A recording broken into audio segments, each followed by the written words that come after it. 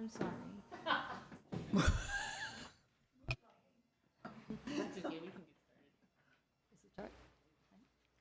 Good morning and welcome to the November 16th, 2023 meeting of the Arts and Culture Commission. Roll call, please. Vice Chair Tefankian. Here. Commissioner Vidor. Here. Commissioner Alexandrian. Here. Commissioner Pogosian. Here. And Chairperson Vyar. Here. Commissioner Yank and Commissioner Zadorian are absent. For agenda item 1, the agenda for the November 16, 2023 regular meeting of the Glendale Arts and Culture Commission was posted on November 13, 2023 on the bulletin board outside City Hall. Agenda item 2, consent items, minutes of the October 19th, 2023 regular Arts and Culture Commission meeting. Okay, we do have just one item on the consent calendar. May I have a motion to approve the consent calendar? I make a motion to approve the consent calendar in the minutes. And I'll second it. Thank you. Okay, roll call commissioners, Vice Chair Tefankian, Yes. Commissioner Vidor, Yes, and Chairperson Vyar. Yes. Okay, agenda item 3, introductions and presentations. First, we have Stephanie Sherwood, Exhibitions Coordinator.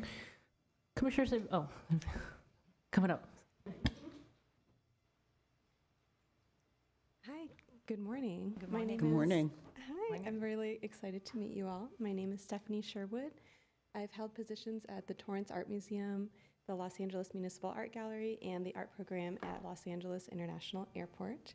So I'm familiar with what it takes to run an arts program within a municipal structure. I'm also an artist and curator myself, so I feel like I have my feet planted firmly in both worlds.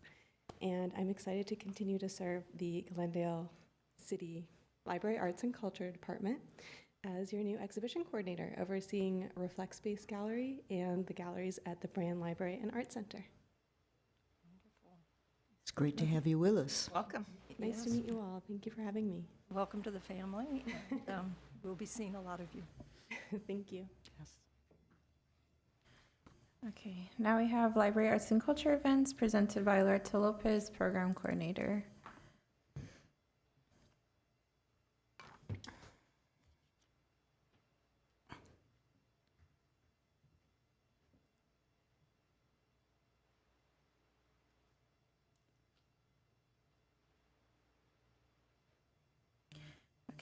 Happy Native American Heritage Month. Glendale Library Arts and Culture invites you to celebrate the history, traditions, accomplishments, and legacy of Native Americans. We gratefully acknowledge the Native peoples on whose ancestral homelands we gather, as well as the diverse and vibrant Native communities who make their home here today. For more information on programming, book lists, and resources for Native American Heritage Month, please visit the link on the screen. Applications for the Creative Crosswalks Mural Program are closing soon. Artists and/or artist teams are encouraged to submit proposal for the Artsok Avenue redevelopment project and/or the San Fernando Road beautification project. The deadline to apply is Friday, November 17th at 5 p.m. For more information and to apply, please visit the link on the screen. Catch Brand Library and Art Center's exhibit, It's About Time, before it closes. The exhibition will be on view until November 22nd, and a closing reception will take place on Saturday, November 18th from 5 to 8 p.m. For more information on It's About Time, please visit the link on the screen. Glendale Library Arts and Culture invites you to join a series of virtual author talks in partnership with the Library Speakers Consortium. On Thursday, November 30th at 12 p.m., join us to talk with best-selling and award-winning author Naomi Alderman about her new book, The Future. For more information on these programs, please visit the link on the screen. Attend a Makerspace event next month. Bring up to 10 clean and gently used clothing items to exchange at a holiday-themed community clothing swap, and attend a community repair cafe to fix household items and possessions free of charge. For more information, please visit the link on the screen. And that is all. So agenda item 4, oral communications, there are none, and written communications, there are none. So for agenda item 6, action items, we have Getty PSD Art Blended Worlds exhibit, artist stipends. Motion approving the funding of artist stipends for the Getty PST Art Blended Worlds exhibit with NASA's Jet Propulsion Laboratory, JPL, at the Brand Library and Arts Center in an amount not to exceed $200,000 dispersed from the 2023 to 2024 work plan. We have a presentation. We first. do. Good morning, Commissioners, Chairperson Vire, Commissioners, City staff. Thank you so much for the opportunity to share today. Jennifer Fukutomi Jones, Principal Arts and Culture Administrator. Staff has been working with NASA's JPL for almost a year in regards to the Blended Worlds exhibit at the Brand Library. In May of 2023, the Glendale Library Arts and Culture Trust was the recipient of a $200,000 grant for support of the Blended Worlds exhibit at Brand Library. So we're very excited about this opportunity. We have JPL staff here who are going to make a presentation today regarding the artists who are going to be showcased as part of the exhibit, but we also have a short video that we wanted to share with you about the Getty PST initiative. So we will show that shortly, but Thank you. PST Art. PST Art. 818 artists throughout Southern California. Los Angeles right now is the most creative city on earth at any time in history. The collision Of art and science. science. is completely unknown. Boom. It's completely surprising.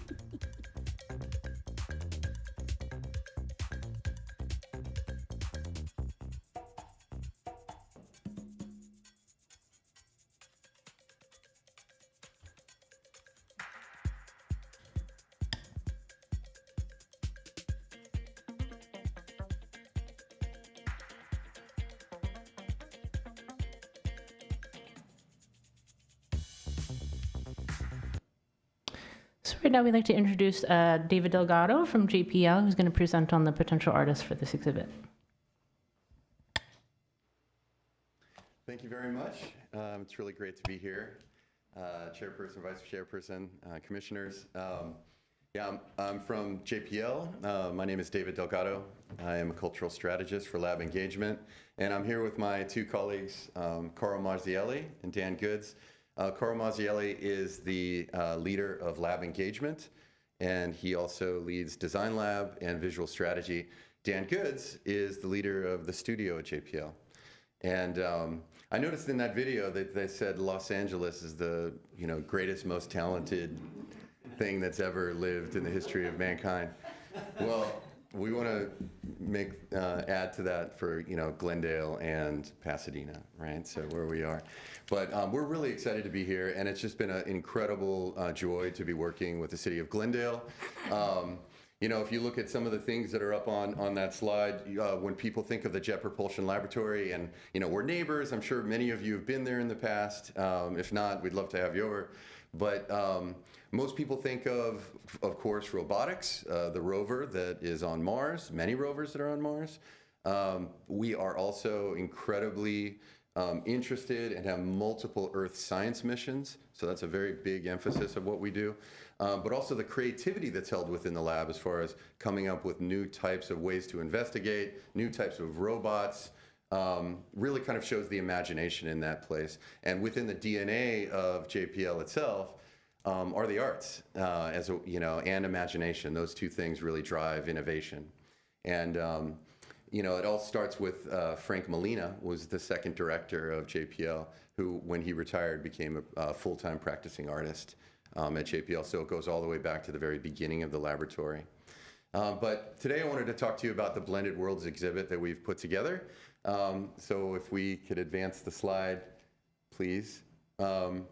So we're really excited about this, is that we have a world-class lineup of artists who we're going to talk to you about. But I wanted just to tell you very quickly what the project as a whole is about. We're excited to be working at the Brand Library and Art Center. It's such a beautiful facility. And we're really excited to be able to do anything there. And so that's just the first off. But Blended Worlds, in concept, I'm going to read this because I think it's a nice summary. Blended Worlds is narrated from an imagined point in the future and told from the vantage points of distant planets. If one is to imagine the entire solar system as an extension of nature, how does that reframe how we relate to our home planet? By emphasizing empathy and connectedness, this exhibition prompts a greater stewardship of Earth and universe by rethinking traditional scientific methodologies and emphasizing creative ways of knowing. And we're interested in understanding how we can know more, understanding how we can ask better questions. And so we want to use art as a way to help in that area. I want to go through the series of artists that we have and take some time to do that. But what we're here to do is ask for support in helping those artists bring their projects to life. If you can go to the next slide. And of course, this wouldn't be anything, we would not be here without the great collaboration that we have already with Glendale Library Arts and Culture Trust and the Glendale Library Arts and Culture. So it's been a great relationship so far, and we're really looking forward to the next year. If you go to the next slide, please. We've got an incredible lineup of artists. We've got 12 artists, and those artists are not working alone. They're working in collaboration with scientists, engineers, technologists at the Jet Propulsion Laboratory. Some of them have already started to meet. We're waiting for the opportunity to develop the contracts with the artists so they can all dive in and get to know more. But we're asking each of the artists to interact with the people at the lab, learn about these things, and create artwork that's relevant to the exhibit that I just mentioned. And I'll go into these artists in detail, but one of the artists I wanted to just call out really quickly is Rafi Joe Artinian. We had a conversation with him. He's one of the artists that we're really eager to bring into the lab and start integrating and having him talk to different people. And we've asked him to find the area of interest that he really gravitates towards. We had a great conversation with him. Yeah, I know he's more than just a poet. He's a technologist. He's a musician. And so we're really looking forward to seeing that project come to life in particular. We also have Ada Limon, which is the U.S. Poet Laureate. So that will be 2 poet laureates in this exhibit. And I'm really excited about that. But I'll jump into a few of the artists, or all of the artists that we're talking about for funding. If you go to the next slide. I forgot, as the artists interact with the scientists, which is like this huge part, art and science, we're actually going to make a series of documentaries. So we're going to record the interaction so that people get a better understanding of what it means when you say art and science. Those are these incredibly huge, broad categories. But when it gets into the details, it could become very different across many different themes.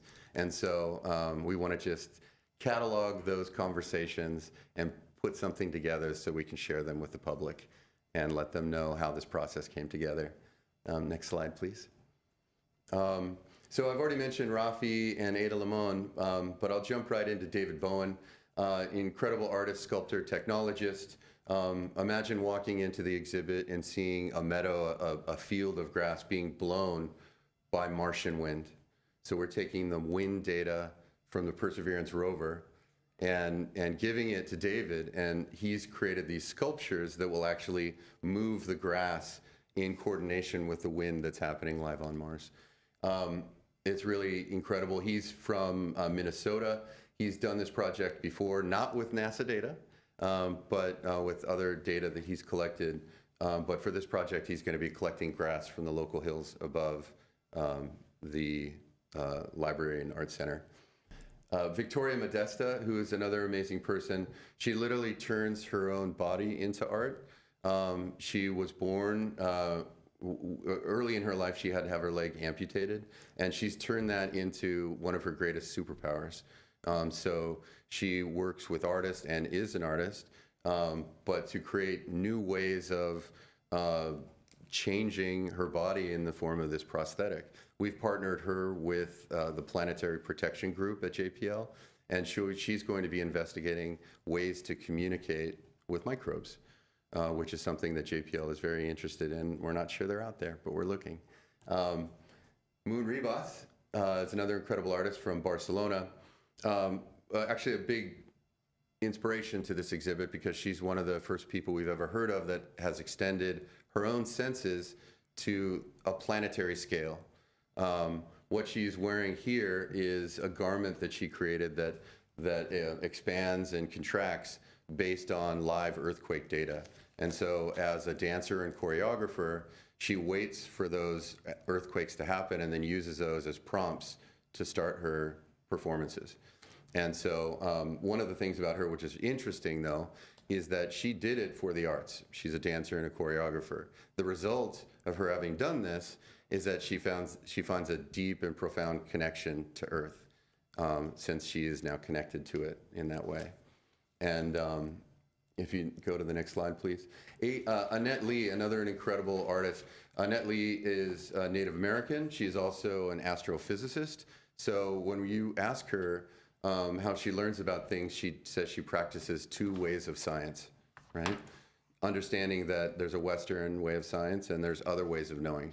Annette Lee will be working with her collection of whale song to create an experience that helps people reconnect to the time in their life when they could hear but they couldn't see, which is right before they were born.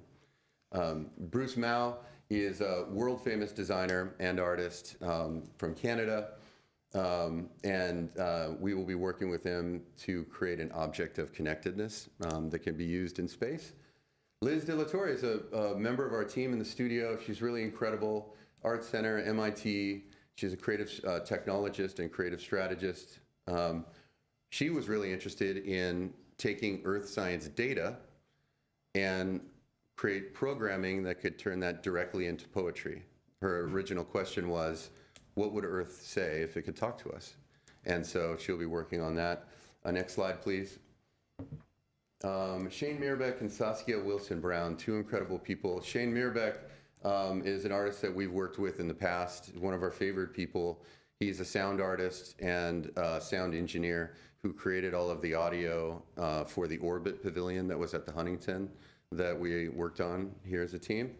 And Saskia Wilson-Brown runs the Institute for Art and Olfaction here in Los Angeles, a PhD candidate in that area and an incredible artist. So this is our sensing team. They're going to be creating this experience that will help you imagine what it may be like to live far, far, far in the future, and you want to remember the things of your past that got you there, right? We could do that now if we had that same tech. But what they're doing is creating a series of sensory mementos that will have sound and scent associated with them to help encourage memory. Daryl Carey, who's a really interesting artist who does a lot of work with sort of visuals using tape. We would love to work with Daryl to help create this very visually jarring transition from the outside world of our time to the inside world of this exhibit. And Larry Bell, who of course is a incredibly famous, world famous artist from Venice Beach in the 60s, Light and Space movement. He's not going to be creating something new for this exhibit, but we had a chance to speak with him, and he's going to be contributing his sculpture called Time Machine, which is this work here where you look into this mirror, but you can see through it and get reflections at the same time, which visually merges you with other people that are visiting the exhibit. So it's really interesting. So it's a great lineup. We're really excited. We need to get people into the lab, get them working with the scientists. This is really important, though. As a part of working with the Getty, they're also looking at how they're going to promote all of the different activities that are happening throughout the entire season, right? So that's September of 2024 to, I think, February of 2025, something like that. Glendale, this area, which in general they're calling Northeast Los Angeles, we're only getting one weekend where they will heavily invest in bringing people from not only all over the country, but it's sort of a worldwide thing. You might get people coming from far and wide to visit this area, and so they're looking for interesting things to do to celebrate those moments. We want to capture as much attention as possible, plant the flag of the arts for Glendale. And if you go to the next slide, this is what we're proposing. We're going to be talking to the people from the Alex Theater after Thanksgiving, but we'd love to put together something in the Alex Theater that's a mix of TED and a variety show that really showcases science and technology, but allows people to listen to talks, panel talks. We get some great keynote talks and some incredible performances from some of the people who are in the actual show, including some of our advisors We'd really love to get Reggie Watts in to be the MC. We'll see. But we're going to find out more about that. The city of Glendale, I know, has 9 days of the year that they can use that. We're in the process of investigating all the costs involved with that, but that's something we think could be really, really exciting. And if you go to the next page, since we will be inviting artists from other places to come in for that experience, we thought it would be a great time, specifically like Moon Reboss, some of the artists who live farther away, to really kind of celebrate that moment when some of the artists who are not local will be here, so that they can do performances and also have like a VIP opening event where leadership from Glendale can gather with leadership from JPL and from the Getty, and we can all celebrate the opening of the exhibit. I think that's it. If you go to the next slide. Yeah, that is it. We're really excited to be a part of this, and we ask for your support, and we're looking forward to next year when this all comes to life. Thank you very much. Fascinating. At this time, I'd like to ask my fellow commissioners if they have any questions for you. Or Thank you. comments. Vice Chair Tevenkian? Well, thank you so much for the presentation. This is very exciting. And art and science have always come together at a very fascinating intersection historically as well. So this is very good. And I'm not sure if Glendale and JPL have ever collaborated in the past or not. I don't know. I don't think so. Remember? Maybe. But thank you, Getty, right? Thank Yeah. you for bringing us neighbors together, and hopefully this will be an ongoing collaboration. So a couple of questions that I had was, how the artists were selected maybe, and I think they're from different places in the nation or worldwide, or? How the artists, yes, they were from they're from all over the world, right? So we have an artist from Barcelona, 2 from Minnesota.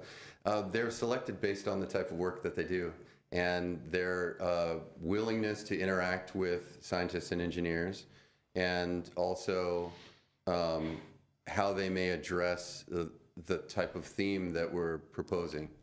It's a little bit unique in that this is not just a gathering of any type of just science and art categorically.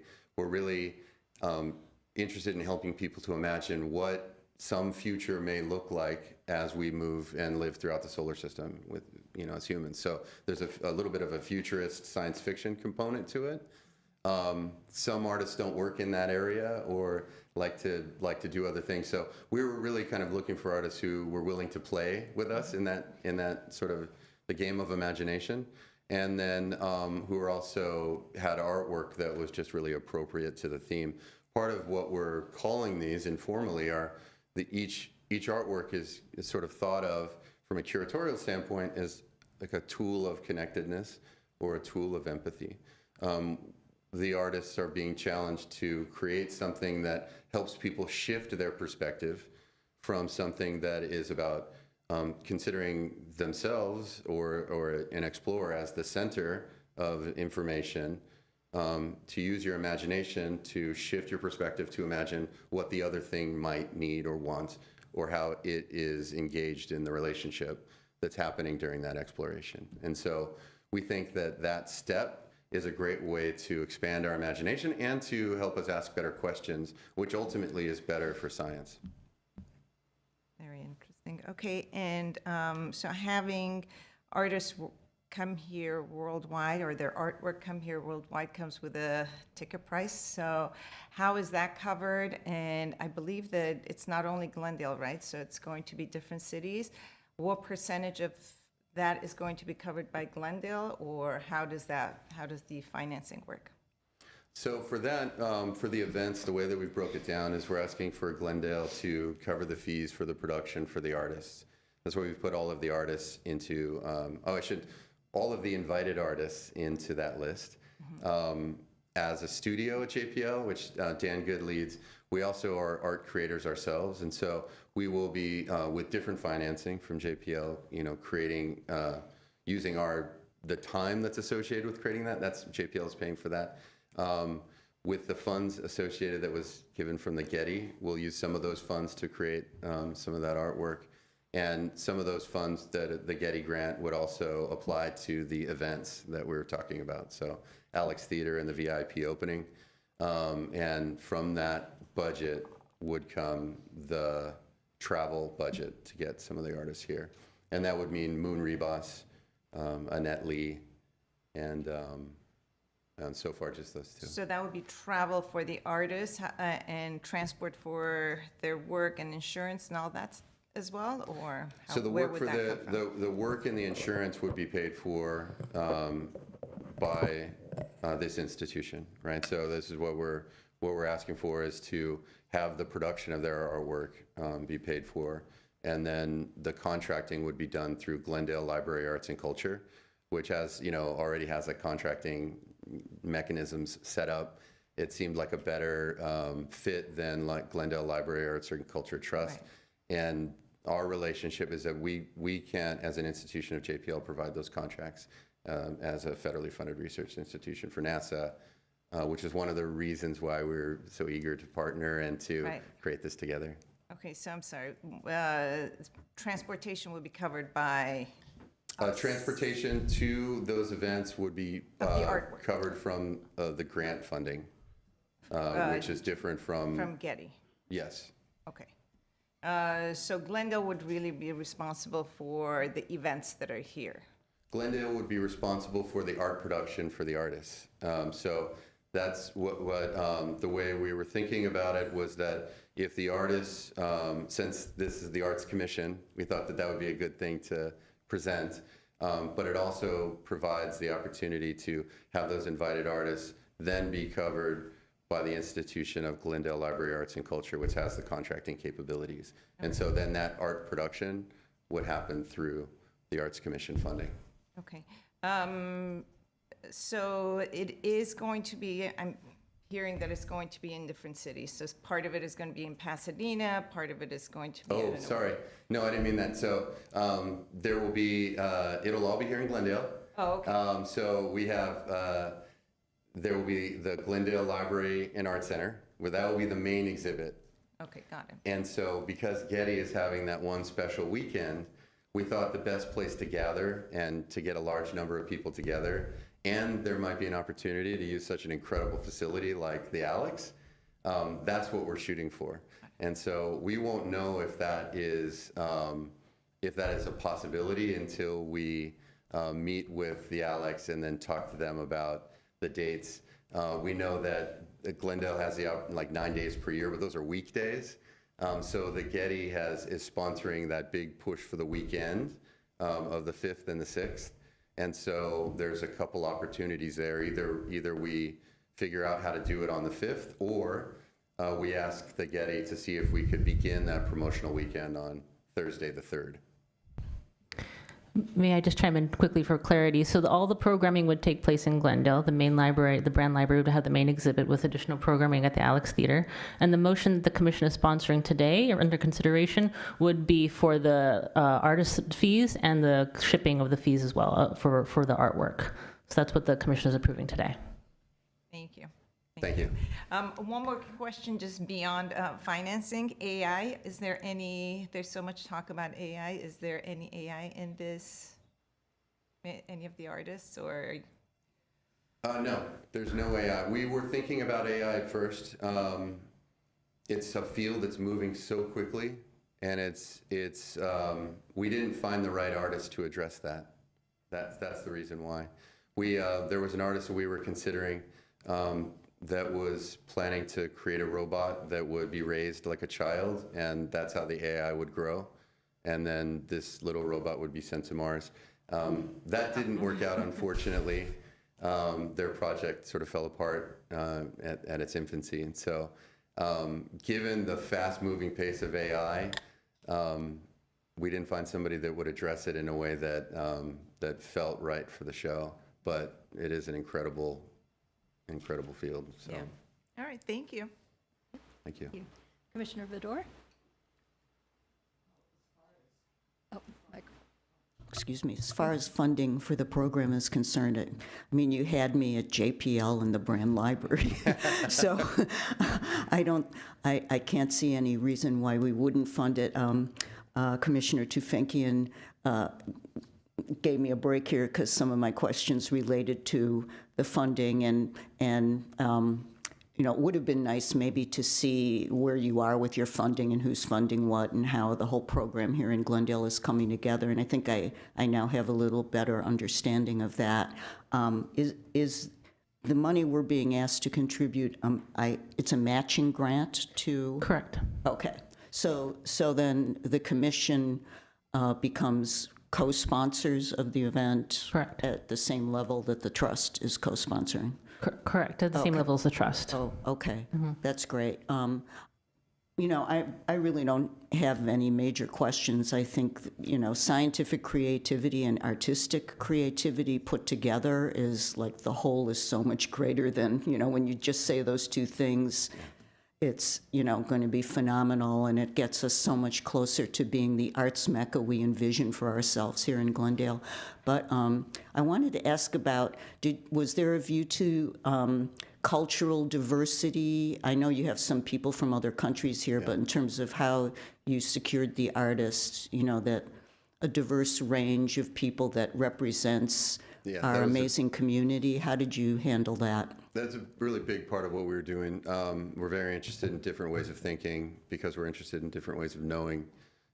So we thought about that. We have, of course, we were looking for somebody local with a poet laureate, but we brought in people from broad, diverse backgrounds, right? So we have a Native American artist who's also an astrophysicist, U.S. poet laureate who's of Latina descent. So we have a variety of different people with different ways of thinking and different ethnic backgrounds. And we think that's important because with that diversity comes a broad range of thinking. And we are intent on having that sort of materialize through the artwork. Thank you. Is that it? I'm good. You're good? Okay. Let's see, Commissioner Alexandrian, do you have some questions or comments you'd like to make? I think it's a really good opportunity, the collaboration.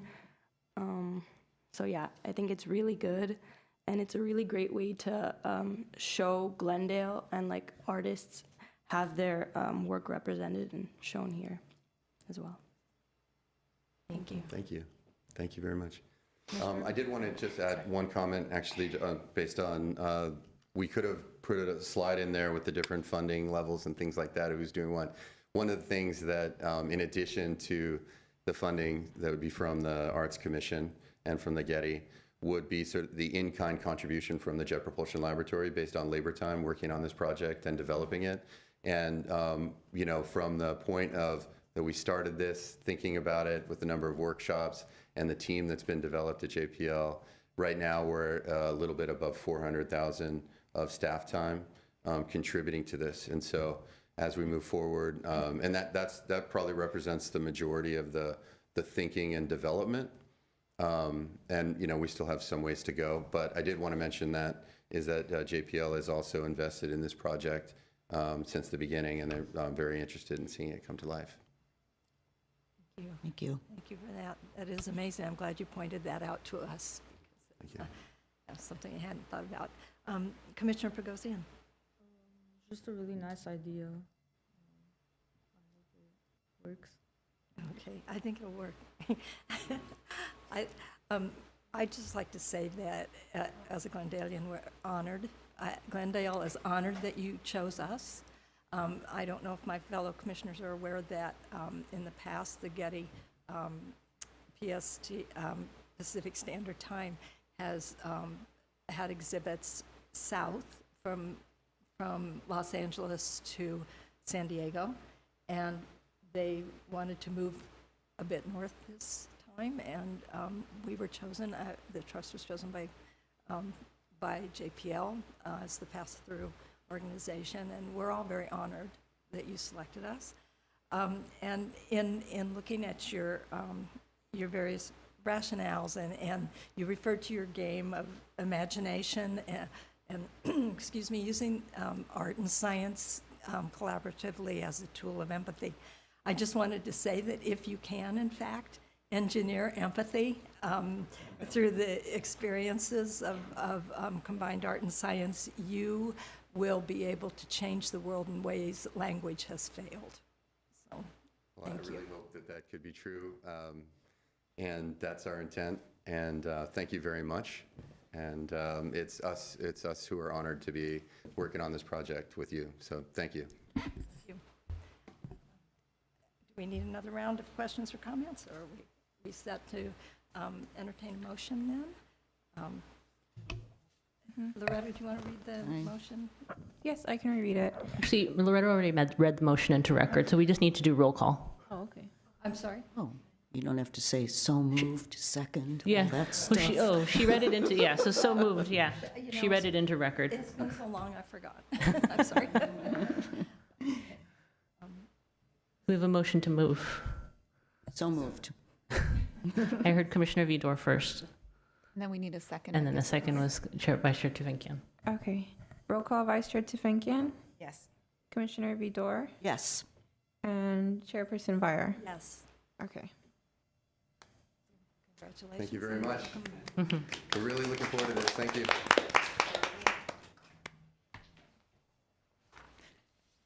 Okay, moving on to agenda item 7, discussion items. First, we have citywide public art request for qualifications. Commissioners, we do have Bo Bass here to talk about the citywide public art RFQ that we're planning to release next week. So we have a couple of new locations that we're going to be discussing. Just to note for the record, the Commissioner Zadorian's present. Hello. Oh, okay. I wasn't sure if you were going to present, and we were just going to. Do you have it on screen? We can pull it up, yeah. So, hello, commissioners. Nice to see everybody again. We have spent some time working with parks, particularly looking at other sites, trying to determine our next set of locations. I think we're in a pretty good spot in terms of the next 3 locations to move forward with an RFQ. So we have an RFQ drafted, we have rough budgets set aside, and I guess we can run through them if we pull that up on screen. But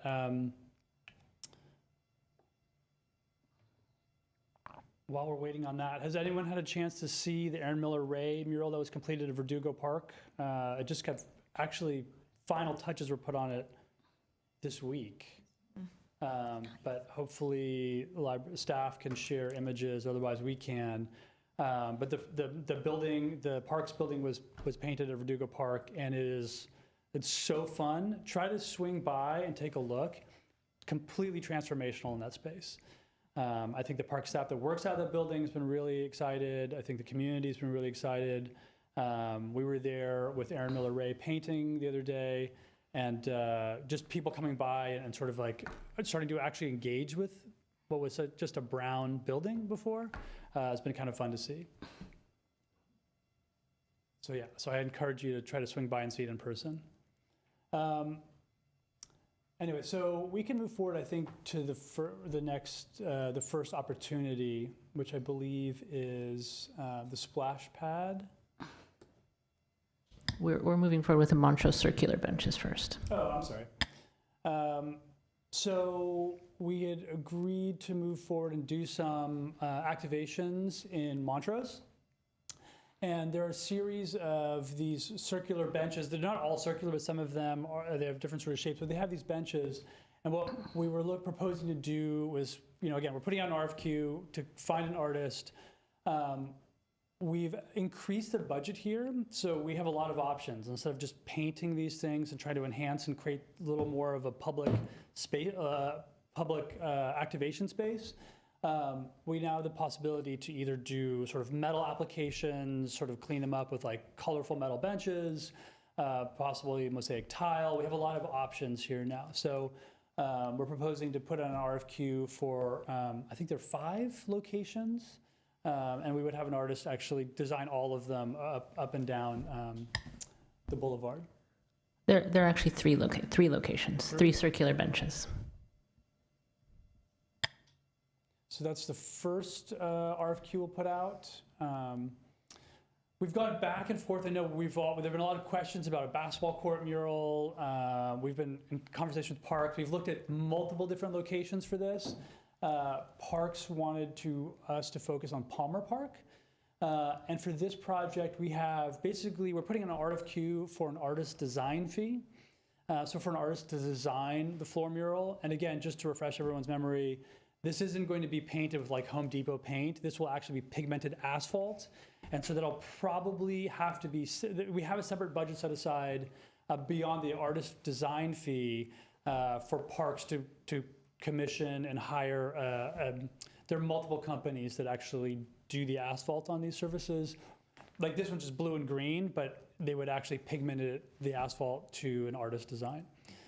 So it'd be the same surface as you would have at any other basketball court, but just with a cooler design.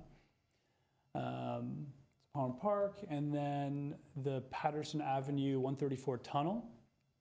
Again, we were able to really increase the budget on this project as well to make sure that we have the ability not just to sort of like paint and clean it up, but to do a full digital lighting installation and a transformative sort of installation through this tunnel. And again, if you haven't been on site, we've had multiple visits to this tunnel. We were really shocked at how many people are actually using this when it's kind of a scary space.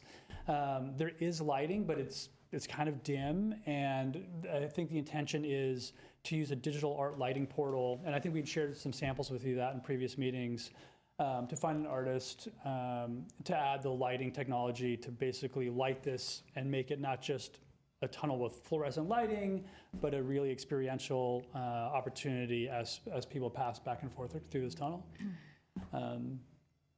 So those are the 3 RFQs we're looking at right now. And yeah, we're excited about all these locations. Just to chime in quickly for clarity, we are still discussing opportunities at Fremont Park. We're going to be releasing that hopefully within the new year, but we wanted to just gain more clarity regarding the scope of work for that particular project. So that's why it's not included in this RFQ, but we will be releasing a separate RFQ specifically for Fremont Park. Thank you, Bo. Fellow commissioners, Vice Chair Tefinkian, you have some questions or comments? Yes. Hi, thank you so much. Thank you for all the work you've done. I'm so excited about all the installations that we have going, and I think it's going to be fabulous. With the increase in the budget for the benches and for Patterson Avenue, I realized that we kind of forewent one of our projects, and is that why there's an increase in the budget? So I feel like initially we started this whole project with the idea of having one impressive, iconic sculpture or installation that would, kind of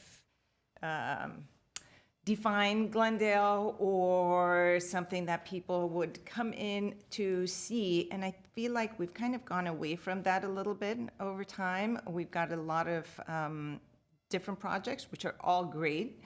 But I feel like we don't really have that one iconic piece. And that's something that I feel like it would be very important to come back to at some point. I don't know how the budgeting would work for that and, what that would mean, but I really feel strongly about having that one very important piece. Yeah, Vice Chair Tefinkian, I actually totally agree with you. It was not our decision to remove the Gateway project. That was a city council. I think we pushed pretty hard on as much as we could politically to sort of keep that. We thought that would really be monumental. As to this commission. It sounded like the city council really was requesting more of a branded, like, welcome to ArtSoc, like, gateway, versus sort of an artistically driven concept. So I think the decisions made, internally for us as well, is that with the timing of the ArtSoc redevelopment, that maybe we would sort of table that. I do think that we still have some really monumental pieces. The Matthew Mazzata tree piece on the south end of ArtSoc, I think will be quite impressive in scale and engagement with the community. The median piece by former studio, I think, will be substantial in size and visible both day and night. That'll be really lit.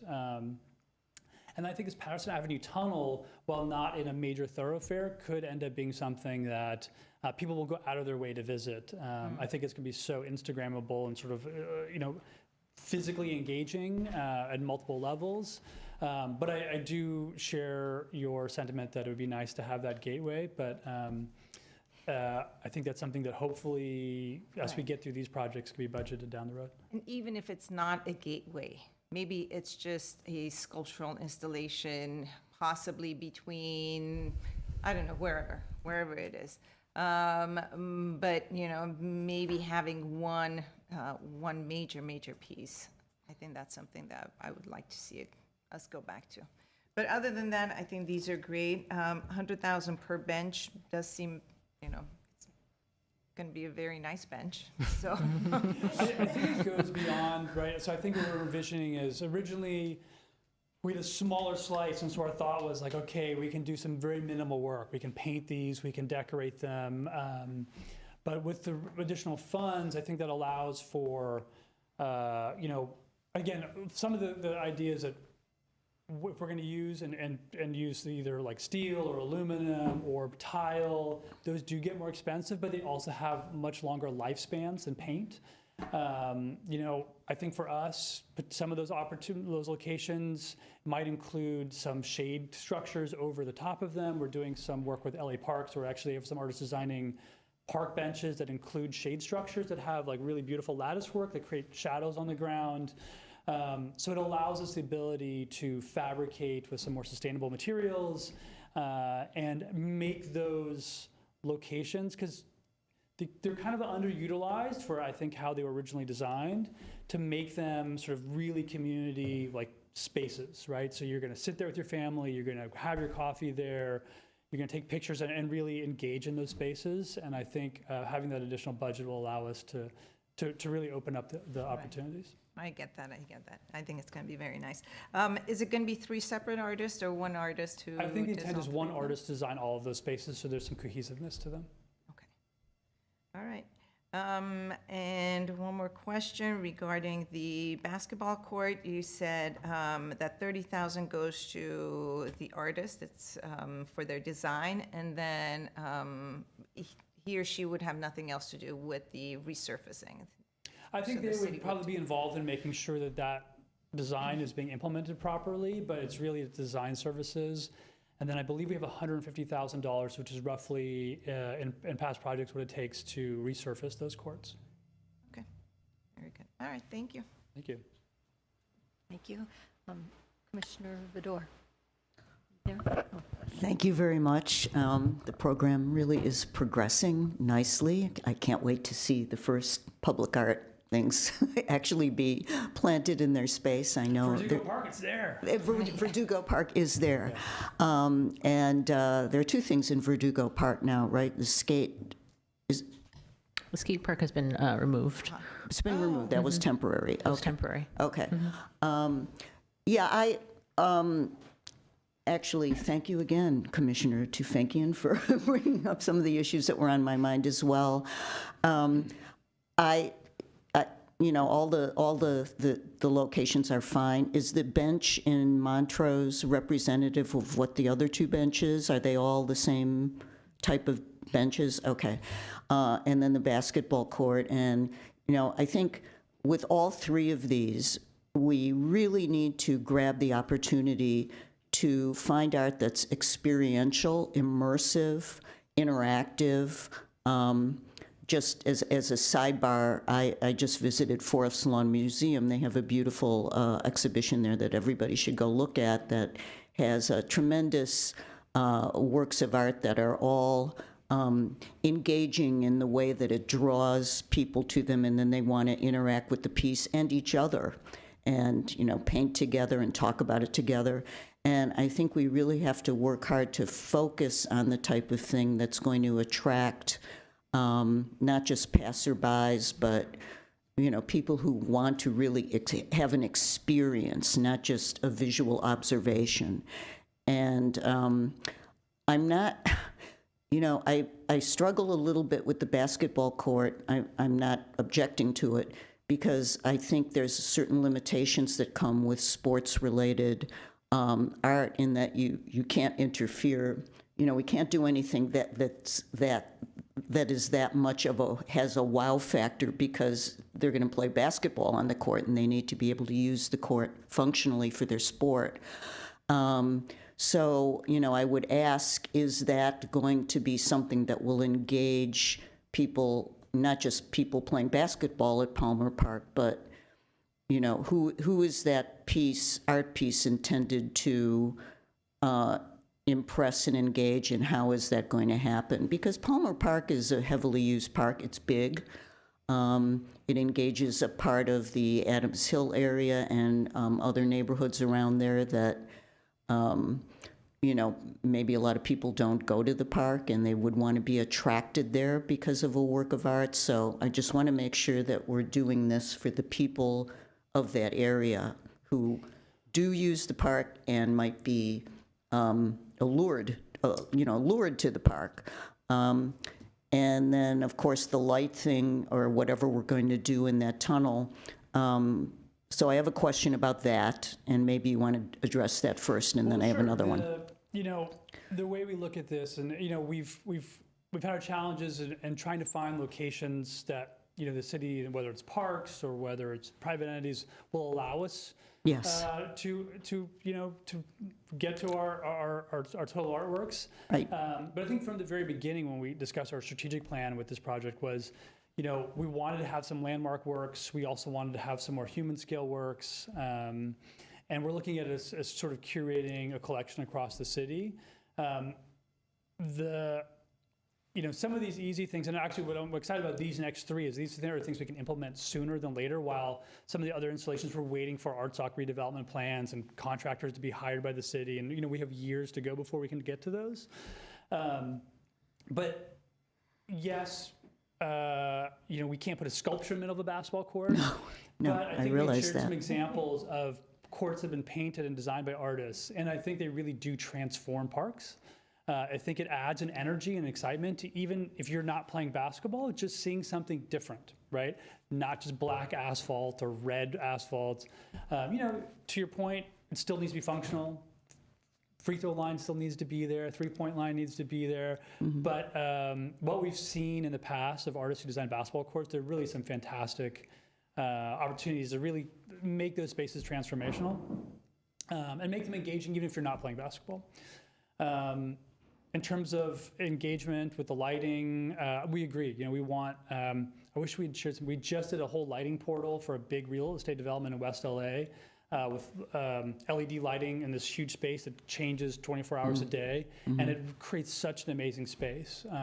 We had worked with an artist in Little Tokyo that did a portal similar to what we're going to look at Patterson Park, and also took a derelict portal between retail establishments that had graffiti issues, that had homeless, you know, they had a lot of problems in that tunnel, and completely transformed it. Now it's constantly filled with people doing their TikTok videos in, and it became an engaging space for the public. So that's, to your point, I think that's exactly what we're trying to do.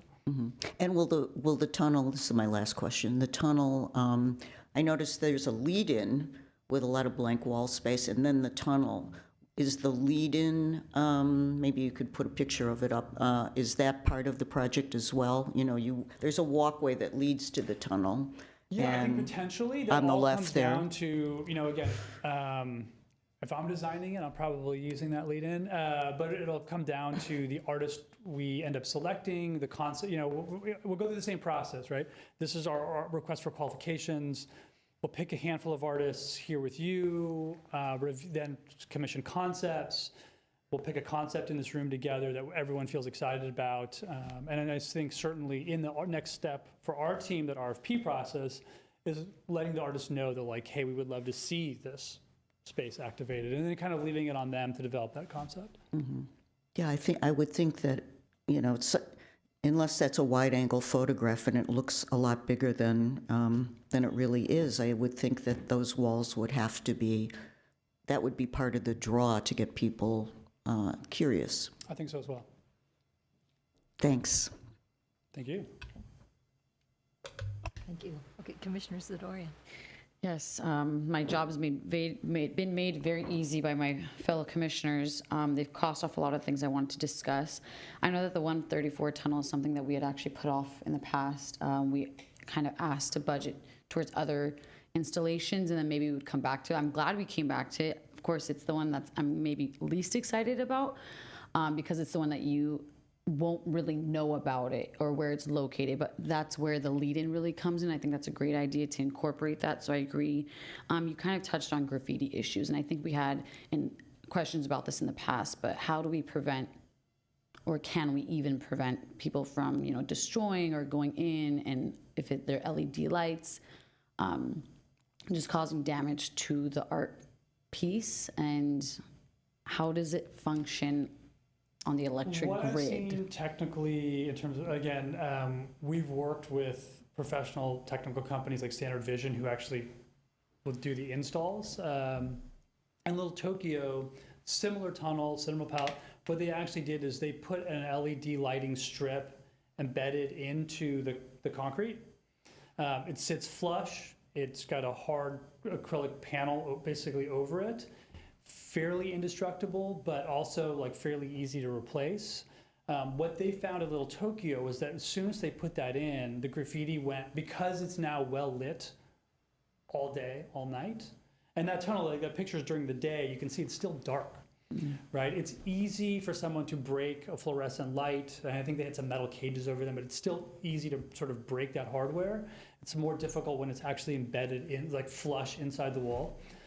There are some technical challenges, but again, I think those can be worked out where control panels, where boxes go. The installation we just did in West LA, it's all embedded and then can be programmed remotely. So the lighting controls are not on site, they're actually remote, can be controlled wirelessly. But in Little Tokyo, a tunnel that was filled with graffiti basically went to zero. And again, because it's well lit at all times, again, that tunnel, I was surprised how much foot traffic was coming through there. But I think having it lit, whether it's by proper lighting or an art installation that's driven by light, will abate most of the graffiti. Even if somebody's spray painting the wall, that still would be the city services to have to come in and like repaint. But if let's just say they filled it with graffiti, it probably really wouldn't affect the digital lighting and the artwork much. Okay, that answered my question. So- I'm very excited about the Montrose benches as someone who uses them very frequently. So I'm looking forward to incorporating Montrose in a lot of our art installations we have in Glendale, since they are part of Glendale. But I do agree that we do want an iconic piece. I understand that Artsakh is going to be under construction for quite some time. And so I think we've also discussed in the past a possibility of an art park where we focus on one park in Glendale and we produce multiple installations, whether they're minimal or a little larger scale. So that could also be something that maybe we focus on the next time around. I know that we're doing a lot of these murals at the parks, either on the basketball, skate parks, and the walls. I would like to see some installations at parks as well. I think that would be really interesting if kids are there and families to just have art around them at all times. So that's one of my recommendations. Other than that, I do agree, iconic piece. We kept referencing the Chicago bean. We don't want to recreate the same thing, but we want something that is that iconic. And it's possible that could just happen with any of our pieces. But I second that notion. But that is all for me. Thank you. Thank you. To quickly comment on two things that you shared, Commissioner Zadorian, I think it's a good comment to think about the maintenance of these public art pieces. We're now acquiring some beautiful pieces, and I think in future budgets we should definitely create a line item for maintenance costs. We'll make sure to do that in the future. And then in regards to the large iconic public art piece, we can definitely revisit that when we establish the new fiscal year budget in February, and we can talk about potential opportunities. Perfect. Thank you. Thank you. Commissioner Alexandrian, do you have a question or comments? I think it's just a really good idea to incorporate the art pieces into parks and stuff that people use every day. So I think that's great. Thank you. And Commissioner Bogosian? No. Nothing? Okay. Just thank you, Bo. Thank you. Nice to see some new commissioners on the panel, and thank you, everybody. Appreciate your time, and welcome the feedback. I think we agree we were really kind of sad to lose that gateway piece, but it would be great to see down the road some future budgets to be able to program another landmark piece. So thank you. Okay, moving on to agenda item 7B, 2023 to 2024 work plan progress. Commissioners, we do have some updates in regard to our work plan progress. We are still very diligently working on our mural ordinance with the city attorney's office. We are in final drafts. We have shared the initial draft internally with city staff, and then we're now making the final touches on the draft. We're working with Beautify Earth, the consultant that the commission approved to coordinate a community input meeting. Most likely that meeting will take place sometime in February or March of next year, depending on the status of the draft, but we are very diligently moving forward on that, and we'll keep you apprised on the status of that. The Creative Crosswalks application that Loreto had mentioned earlier is closing this Friday at 5 o'clock, so if you have any artists who are interested in this opportunity, please make sure to let them know. And the last update that I have is very exciting, is that we finally signed the agreement with the ACE agency.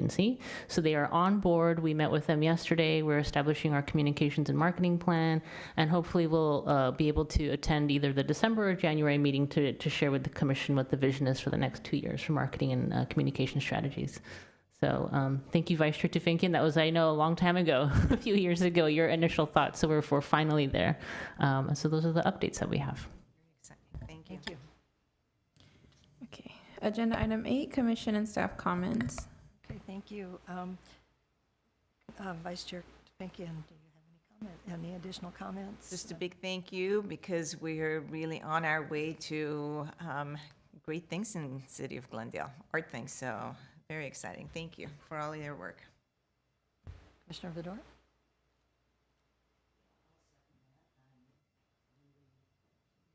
I am really excited about all of the incredible activities that are going on in arts and culture here in Glendale. I think the commission is dynamic. We're moving forward. Today's meeting was evidence that we're really getting closer to our Mecca status that we so desire. And I'm glad I'm going to be a part of it for, this next few years. Yeah. Thank you. Commissioner Sidorian? I would just like to, I guess, ask a question for the next meeting. You did bring up the budget, and I wonder, when do we discuss the budget? And if we can, this time around, can we include some kind of conversation around how many new funds have been coming in? I guess I could say, because for a while they were coming in through the development fee, and I wanted to know how much in the last 5 years has actually come in, because I don't know that information. I don't know if we discussed it at the budget meeting last year. Absolutely. We usually approve the budget in February, so we'll make sure to bring that to your attention, and then we can provide an update on the Urban Art Fund. Perfect. And the status of that. Thank you. And just thank you to everybody in general. Commissioner Alexandrian? Nothing? Okay, thank you. And Commissioner Pugosian? Yes. I want to thank all the artists for participating and bringing creative arts to the city of Glendale. And I have a short PowerPoint presentation. If you can just go through the slides. Can you Commissioner Pugosian, can you speak into your microphone? Thank you. Okay.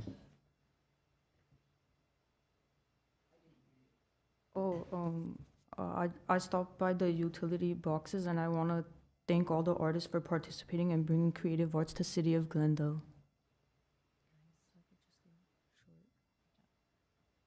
I hope I stopped by the right utility boxes, because it was my first time. So I went through the address.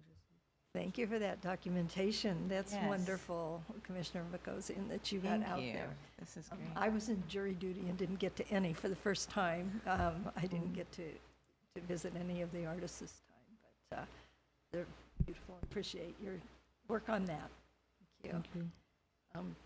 I just want to thank staff and just Jennifer Fukutomi Jones for her collaboration with JPL, because I don't know if you're aware, she played a big part, along with some input from the Trust Executive Director, James Saul, in creating the proposal that was submitted to Getty. So we really owe her a big debt of thanks for securing that for us. Yeah, I have another comment. Oh, okay, we'll do Yeah. another round. Let me just No, check. it's not Do you have anything else? I'm good, thank Okay, you. Yeah, Commissioner I also wanted to thank you, and this reminded me that I sat in on the Zoom meeting that took place recently to get public input on the mural, the Creative Crosswalk program. And that was so well conducted, and you guys did a great job. And it's very obvious that the connection between Public Works and Library Arts and Culture and the Commission now is much more solidified. And the amount of engagement of the public was really impressive, that you had 70 plus people online asking questions about it. So thank you for that, and, great public outreach on that one. Thank Thank you. you, Commissioner. Nothing else, I guess, for the good of the order? I wanted to say a quick thank you to Loreto Lopez, who did a lot of the outreach for that specific meeting for Creative Crosswalk. So thank you to Loreto as well. And Selena Vedian, who's also our public arts intern for that outreach. Okay, so agenda item 9, adjournment. We are adjourned. Thank you, everybody. Thank you. Okay.